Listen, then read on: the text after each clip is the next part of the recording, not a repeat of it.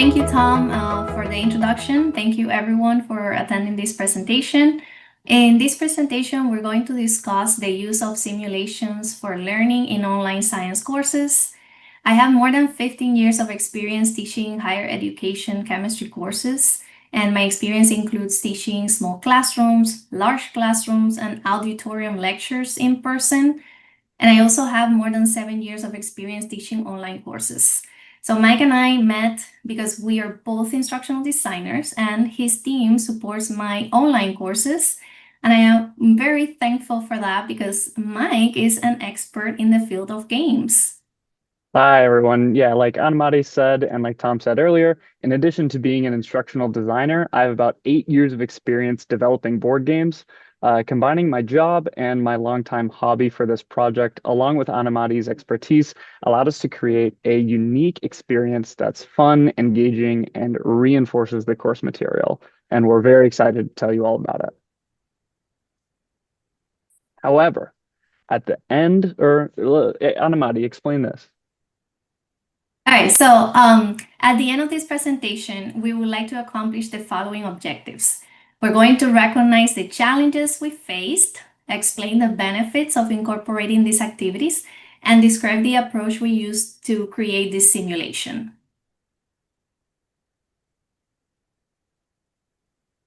Okay, so in line with simulations and interactive learning, you all are going to be playing a little game based on part of our simulation. So throughout the slides, there are going to be 3 questions scattered throughout the presentation. And answering a question will give you a piece of the secret code. And at the end of the presentation, whoever knows the secret code will be a winner. So keep your eyes peeled and be ready to answer some pop quiz type questions. All right, so my motivation to work in this project comes from years of experience observing students in the classroom and online courses and noticing that there is little interaction with the instructional material. So whenever a student wants to look for information for an assignment, they will go instantly online, they will search rather than going to the course materials. So I've also attended different teaching presentations at FIU and other universities and conferences that further motivated me to work on this project. And for me, when Anamary came to me with this idea and told me everything that she just told you and will tell you throughout this presentation, I was totally bought in.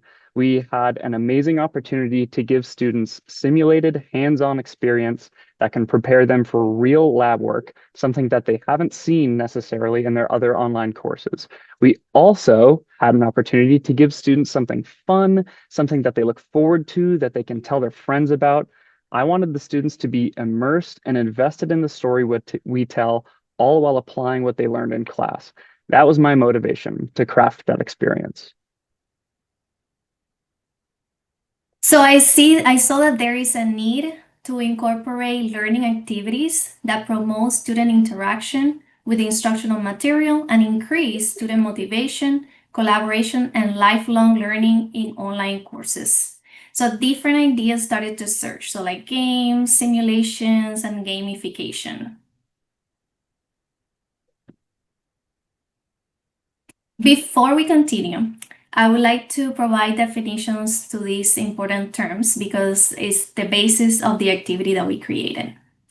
Right. You probably know all these terms as instructional designers, but it's worth it to go over the definitions just to make sure that we're all on the same page. Starting with a game. A game, something that you can play that has rules. Trust me, as a game designer, I can go on for hours and hours talking about what it means to be a game, but that's what a game is at its core. Something you play that has rules. A simulation, our next term, is something that imitates a process. Think of something like a role play exercise to train an employee, a video game where you fly a plane, or even moving a toy car on a racetrack can be a sort of a simulation. Finally, gamification, applying game elements to things that are not games. Now, that's different from game-based learning, which is actually using games to teach things. Gamification in our industry often takes the form of badges or leaderboards. I'll give you a real-life example. When I was in elementary school, there was a big chart on the hallway with every kid's name on it, and you got a little star, a little gold star next to your name whenever you would read a new book. That is classic, tried and true gamification. A big leaderboard where everybody can compare their scores. So those are the three terms that we're going to be using all throughout this presentation, and make sure we're all on the same page about those definitions. And that leads us to our first activity. Hope everyone was paying attention. So the question is, what is the difference between gamification and game-based learning? I'll let you read the four options on your own. And remember that whatever answer you submit, or you can submit your answers in the chat, just post a comment in the chat what you think the answer might be. And whatever answer that is will be the first digit of the secret code that we'll test at the end. So All right, so I see a lot of threes. Yeah. I see a lot of threes. Well, that's promising because the answer is indeed 3. Gamification adds elements to non-game contexts, while game-based learning uses actual games, like we pointed out. Good job, everybody. You have the first digit of the code. All right, great. So let's talk a little bit about some background information and some research that we did here. The concept of using simulations is not new. In fact, it was used in ancient civilizations for educational purposes. The use of games in learning was researched in the 1970s, and in the 1980s, games such as Where in the World is Carmen Sandiego were developed. In 2002, the term gamification was coined by Nick Pellin. And with the surge of computers and digital technology, business schools implemented top management decision simulation. Those are simulations in which students can make decisions based on those decisions. There is an outcome. So this creates a safe environment for students to practice their knowledge without impacting the actual marketplace. And that last aspect, creating a safe practice environment for students, is something that we're going to emphasize several times throughout this presentation. It's an essential component of interactive activities. In recent years, the current trend in education is to prepare students for the workplace of the 21st century. So, and according to employers, the most important skill is analytical thinking. But they also look at other soft skills that are developed through activities like communication. So if you have a discussion in the course, or problem solving activities. And a strategy that can be used to develop those important skills is gamification. And gamification has been proven to motivate, be inclusive, and improve participation and teamwork in education. Simulations can be used as part of that gamification experience. So there are several commercially available forensic science simulations out there, as well as simulations created by other universities. Some of the drawbacks of those simulations is that most focus on crime scene processing, or what we know as CSI, crime scene investigation, or the biology unit, the costs associated with them. Most of them are standalone, which may require the several steps for the student to actually access that simulation, and it can become confusing. And then activities may not be realistic. Right. Yeah. The idea of creating simulations isn't new, like we said before, but modern implementations have some significant barriers to entry. For example, we're working on some simulations at FIU Online right now that are basically porting outdated Flash simulations. So students can still use them, but they have to like download modern Flash players and download Flash files. And it's a little convoluted, especially for students that aren't familiar with using computers as much as others are. But we're going to tell you about some tools and processes today that will minimize the barriers to entry, both for students and for designers like us. And that brings us to activity 2. Maybe it was sooner than you thought it'd be. So this one's a little bit different. Okay, so start first by solving these 3 crossword clues, which I'm going to read out to you, and then we'll use the answers to get our code. So the first question, what is the first name of the character from the educational game that we mentioned in the presentation. This game, it was a very famous game. It was also a famous TV show. So if you know that character's first name, go ahead and put it in the chat. The second question, what learning strategy was used in ancient civilizations? We mentioned that there was a certain strategy that is not brand new, despite what we may think. This has been used for a long time. Finally, what kind of thinking is the top skill sought by employers? We mentioned a couple things that employers are looking for, but specifically, what kind of thinking? So I'm sure people are putting in the chat now. You can do 1, 2, 3. Some of the words are a little long, so I'll give you a second or two. What are we seeing, Anamary? So we're seeing a mix between simulation and gamification for number 2. And some people are saying for number 3, analytical thinking. Others are saying critical thinking. Okay, well, we'll big reveal here. The character was, of course, Carmen Sandiego. Hopefully everybody got that. And like Anamari was reading in the chat, some people got this correct answer as well. Simulations were used in ancient civilizations, and analytical thinking is a top skill sought by employers. So now for the code. Count how many times the letter A appears here, multiply that number by 2 to get the next part of the code. You can write that down on a little piece of paper to remember for later. Make sure you remember the number from earlier as well. You can put it in the chat to help everybody remember, but the number of A's times 2 will be your next part of the code. Alrighty. Okay, perfect. So now let me tell you a little bit about our story and how this all started.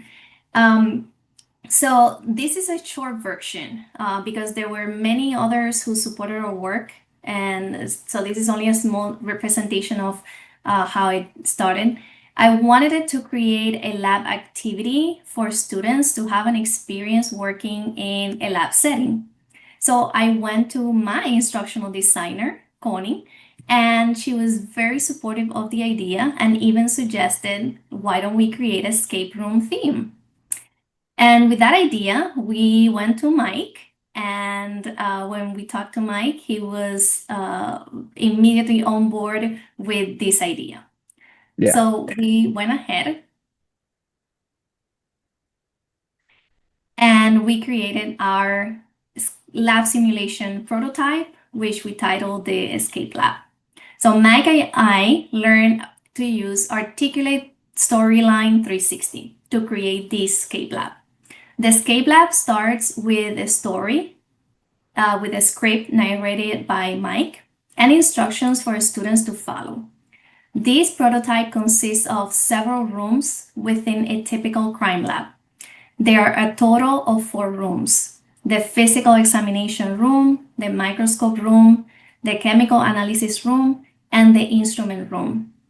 Students will need to complete activities within each room to find a code. Students are also provided with a lab notebook within the simulation where all notes and results are automatically populated. And the final code requires interpretation of the results obtained in each room: the physical examination, the color test, and the instrumental analysis.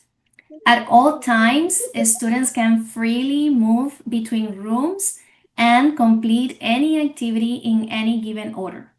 However, since in a real-world crime lab there is a protocol to follow, the instructions include information on how the students need to proceed. So following the general approach for the analysis of drugs, students should start with physical examination, then microscope examination, followed by a color test, and end in the instrument room where they do the instrumental analysis.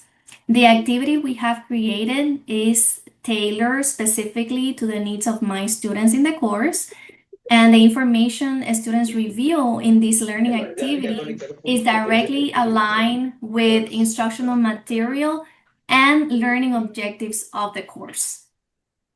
Yeah, so the lab simulation you're seeing on your screen is a prototype that we created using Articulate Storyline 360. The activities are based on standard operating procedures, like Anamary said, following in real life forensic toxicology laboratories. Hopefully, you can tell from the video on screen. You can't tell because there's no music, but hopefully, you can tell that our simulation features a compelling narrative and a moody, mysterious setting and features lab accurate chemistry equipment. In addition to the narrative and the inclusion of authentic lab instruments, it was very important to us that we provide a low stakes testing environment. I'll say it again. Students need to be able to make mistakes without severe effects on their grade, especially when they're using a simulation for the first time. Okay, so we've told you why activities like these are important, but how do you actually make them?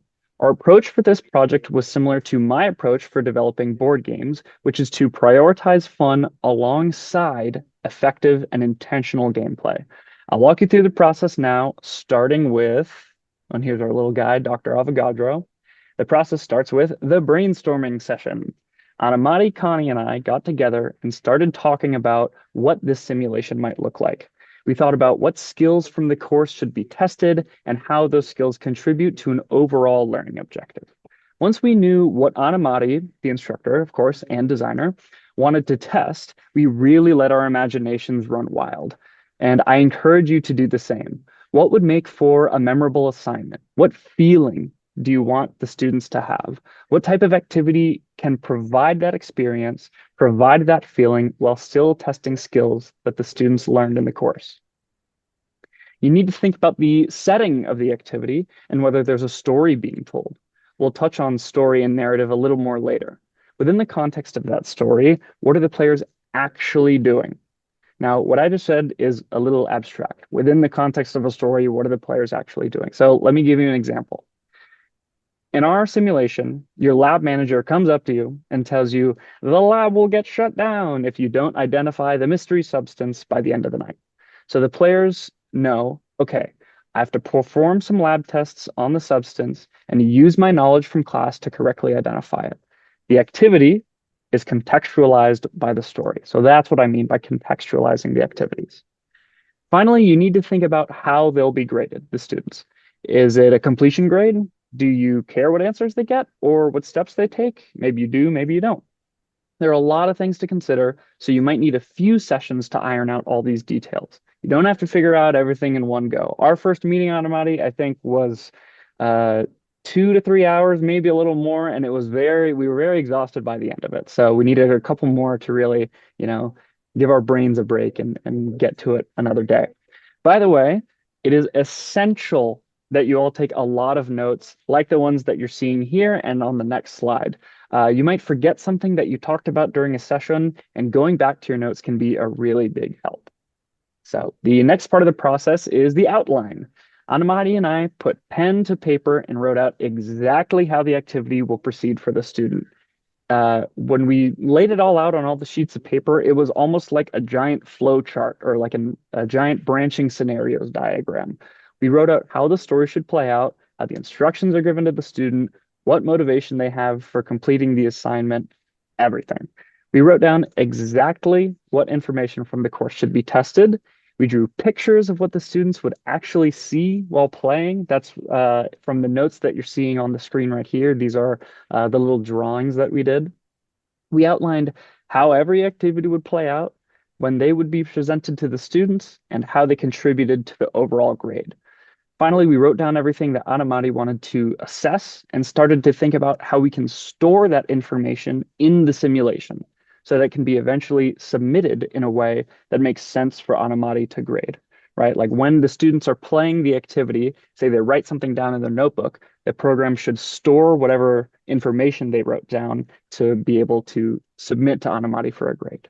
So write down everything. Like I said before, the process is tedious a little bit, but it doesn't happen all in one day.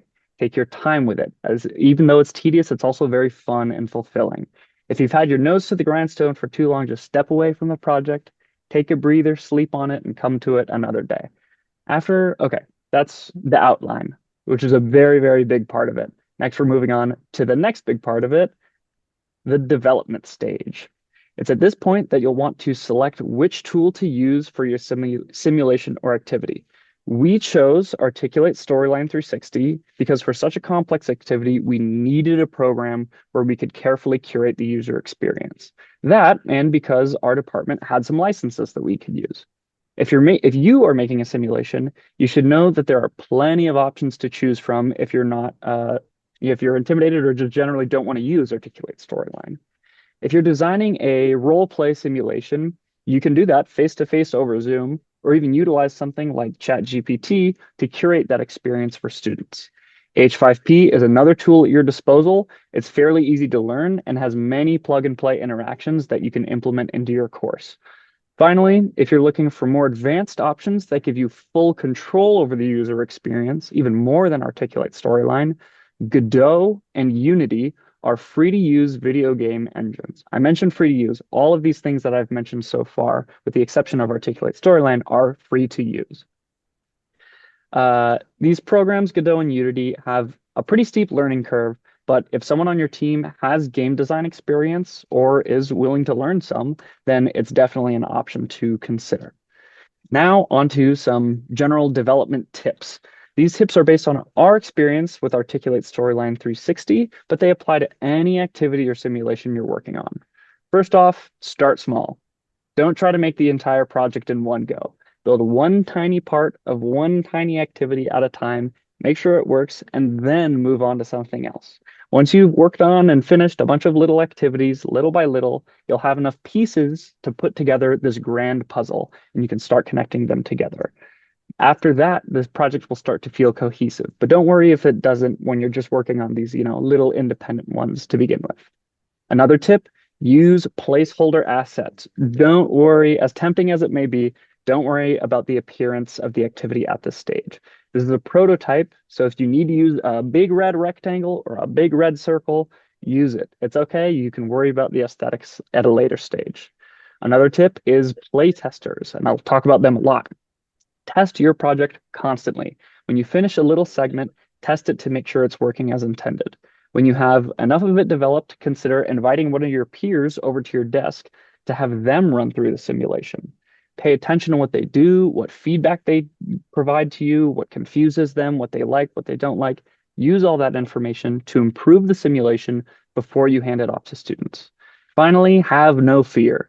If you have an ambitious idea, like Anamary and I had several, don't be afraid to try it out. It might be hard to develop, but if you really think it would stand out for the students, try your best to make it happen.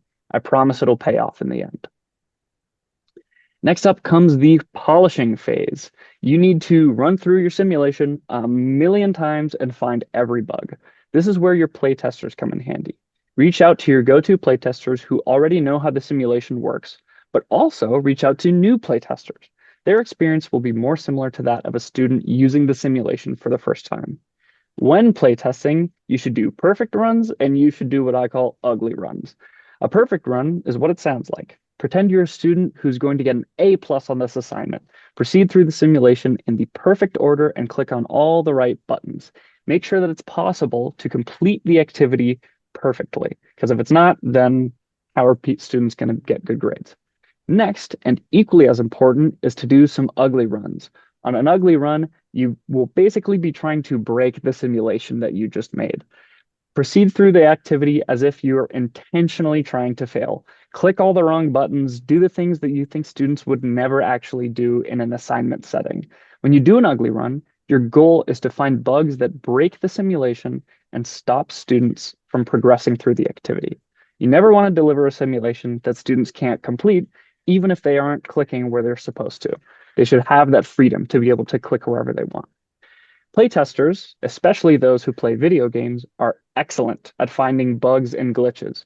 One of our regular playtesters, a coworker of ours named John, was my go-to guy for finding glitches. His help was invaluable for improving our final product.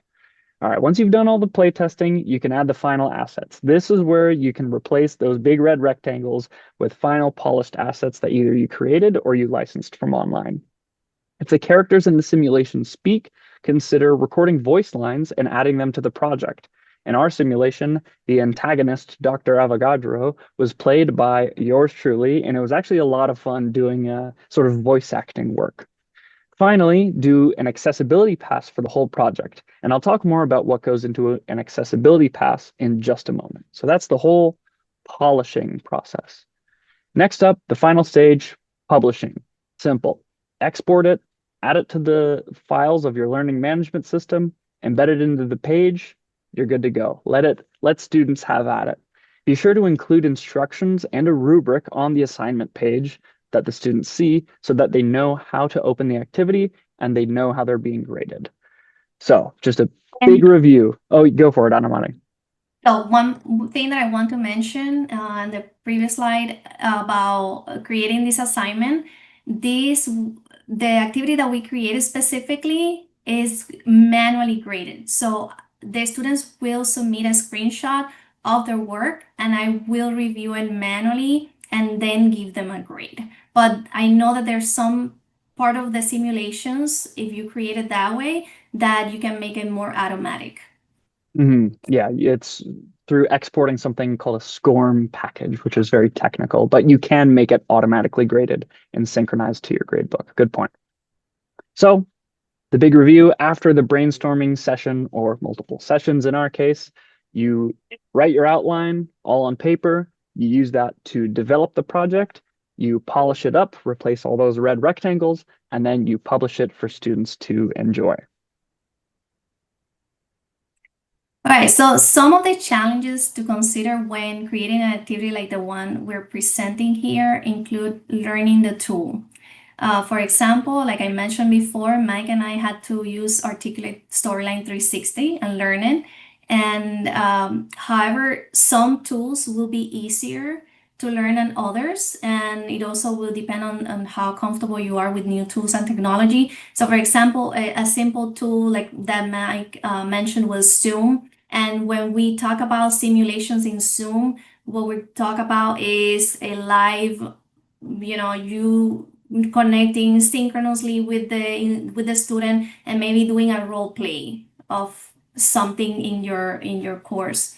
Another challenge is the oversimplification of complex topics. So, for example, in the Escape Lab, even though students could perform activities in any order, for me, it was important that students use the general approach for drug analysis. And this is a manual that has several pages, and now we're reducing it, summarizing it into this learning activity. So making it very simple. But depending on how you do it, you may miss important topics or important things in your topic. So therefore, at the end of the activity, they would have to take a screenshot, like I mentioned, of the different analyses they completed, and those needed to be completed in a very specific order. If they did not use the correct order, then they would lose points, and all of these instructions were in the game and in the assignment instructions. So there were some other challenges on the development side of things too. Primarily, how to construct a compelling narrative. You see, when you make a game or simulation, you need the students to feel immersed in the story. They need to kind of forget that they're playing a simulation. Otherwise, they might not necessarily be engaged with the activity. Take a student who is not immersed in the story whatsoever.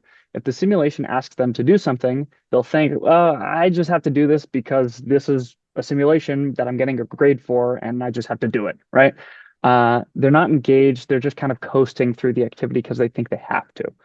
Say you take that same student, ask them to do the same thing, but this time a character in the story, in the simulation, goes, hey, if you don't do this right, our whole lab gets shut down. Then after that, some tense, mysterious music starts playing, and maybe they hear the sound of a clock ticking away in the background. They'll naturally just tense up. They'll say, oh man, I better do this right this time. The whole activity needs to keep the students immersed, and that's a very big challenge. Anticipating user actions is a rather difficult design challenge, but that's why you have playtesters. Playtesters are a very, very reliable way of seeing what students might do when they're playing through the simulation. And finally, making the project accessible is a design challenge as well, and I will dissect that right now. For a lot of us, when we think about accessibility, accessible text comes to mind. Just like with ADA compliant learning materials, the text in your simulation needs to be screen reader accessible. Whenever a character has on-screen text, you should consider adding voice lines. There needs to be an option to mute voice lines and all audio for that matter. Some students aren't able to, and these are all matters of accessibility that we need to keep in mind when we make simulations. Some students aren't able to use computer mice or just prefer to navigate computer keyboard controls. As such, the activity needs to be fully completable with keyboard controls. Time limits are another aspect of accessibility that designers are familiar with. Many students have extended time on quizzes and exams, but because time extensions are so common and can vary greatly between students, it's a best practice to avoid putting time limits on activities like these altogether. Now moving on to assignment instructions, make sure that the instructions are clear before the activity, like on the activity landing page, and also within the activity. In our early playtests, users were given a lot of instructions at the beginning. Dr. Avogadro, told them all the instructions, but they didn't have any instructions after that. So if they weren't paying attention or if they were distracted, because I'm watching over them play the simulation for the first time, then they could not know what to do. So it's important that they have instructions before they start and after they start throughout the activity. Sorry, I'm lost here. Finally, the final point here is user feedback. And I don't mean feedback from the users. I mean that the simulation should respond to the user's actions. If they hover over an important object, that object should glow or pulse or something. If they click on an object, the simulation should recognize that they've given a valid input. An audio cue should happen, a little animation, something that tells the user they've done something right. All of these things are components of accessibility, which you need to keep in mind throughout the whole project. We want to give every student an opportunity to participate in these activities. Okay, so from our experience creating and implementing this activity in the course, we demonstrated that lab simulations can mirror essential experiential learning that allow instructors to assess lab competency. Simulations like this one can be adopted for any field of study, and it is important to first determine as an instructor what is the outcome that we want from that learning activity, and then find an interactive way to create the activity. Any gamification elements that you can incorporate in your course will motivate students to participate actively and learn more about the topic. And here you can read some of the feedback we received from in the course directly related to this simulation. Yeah, so this is directly from the feedback form that Anamary gave to her students. So did the students like the activity? Yes, the students loved the escape lab. The activity was implemented in two phases. The first phase served as a low-stake introduction to the simulation, which allowed the students to get familiar with this type of activity and reinforce learning by practicing knowledge gained in the course. The second phase included the complete escape lab, and there was a score associated with the assignment based on a rubric. At the end of the semester, the students completed a survey of teaching and learning. According to the student feedback, 86% of students enjoyed the activity. 100% of them were interested in completing more activities like this one. However, we know that the student population is still very small because this was the first time that the simulation was released for student use. My plan is to continue using the simulation and gather additional feedback from students to improve the delivery of simulations like this one.